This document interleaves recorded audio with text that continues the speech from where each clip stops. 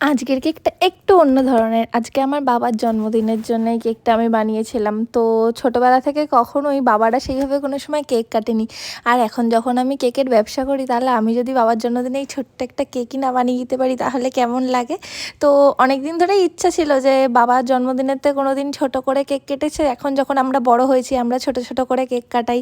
কিন্তু এখন যখন আমি ভালো মতন কেকটা একটু বানাতে পারি, ভাবলাম বাবার জন্য একটা ৩ তলা কেক বানাবো। এখনও অবধি বাবার এই ৩ তলা কেক এই প্রথমবারই বাবা কাটতে চলেছে। তো নিজের মন মতন করে একটু সাজিয়েছিলাম সিম্পলের মধ্যে, ভিন্টেজের মধ্যে। তো তোমরা দেখো কেকের লুকটা। এবং সন্ধেবেলা হতেই বাবা যখন বাড়ি আসে তখন এই কেকটা দেখিয়ে বাবাকে কাটতে দিয়েছিলাম। তো বাবা কেটে মায়ের হাতে দেওয়াতে মা বাবাকে খাইয়ে দিচ্ছিলো। আর এগুলো হলে ওনারা খুব হাসাহাসি করে, কারণ আমাদের মধ্যবিত্ত ফ্যামিলিতে এটাই অনেকটা আনন্দের ব্যাপার। তোমরা দেখে জানিও কেকটা কেমন হয়েছে। ভালো লাগলে ভিডিওটাকে একটা লাইক আর চ্যানেলটাকে সাবস্ক্রাইব করে দিও। দেখা হবে নেক্সট ভিডিওতে।